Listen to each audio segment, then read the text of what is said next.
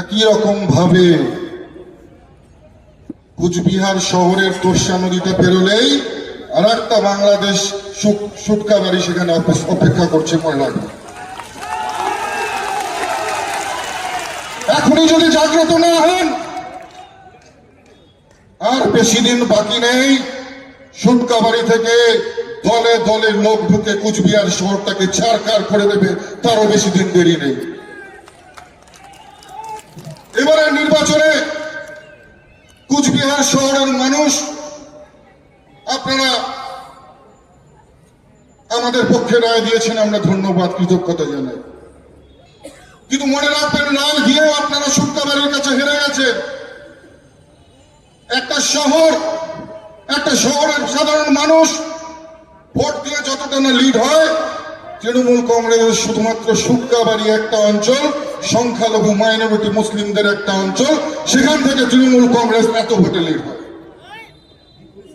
আগামী নির্বাচনটা এবারে কুচবিহার শহরের শুভবুদ্ধি সম্পন্ন শিক্ষিত মানুষদের সঙ্গে সুটকা বাড়ির মানুষদের লড়াই হবে। মনে রাখবেন, আমরা অপেক্ষা করব সাদরে সবাইকে বরণ করবার জন্য। একটা কথা আপনাদেরকে বুঝিয়ে দিই, আমরা কিন্তু কখনোই সংখ্যালঘুর বিরোধী নই। ব্যক্তিগতভাবে আমি তো নই। আমরা চাই এই কুচবিহার শহরে যেমন মহরমে তাজিয়া হবে, ঠিক একই সঙ্গে রাসমেলা হবে। যেমন দুর্গাপূজার বিসর্জনে মুসলিম ভাইরা পার্টিসিপেশন করবে, তেমনি মহরমের তাজিয়ারাও দাঁড়িয়ে দাঁড়িয়ে হিন্দু ভাইরা উপভোগ করবে। কিন্তু যে রাজনীতি হচ্ছে, আজকে কোনো কারণে মুসলিম ভাইরা আমাদেরকে ভোট দেন না, সুটকা বাড়ির মানুষেরা ভোট দেন না, দুঃখ নেই। কিন্তু তৃণমূল কংগ্রেস আপনাদের কি দিয়েছে? বারবার প্রতিশ্রুতির বোঝা দিয়েছে।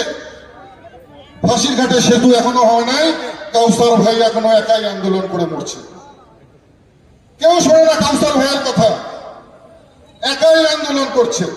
আর মাঝে মাঝে পুলিশ প্রশাসন দিয়ে তাকে বিপদে ফেলবার চেষ্টা করছে।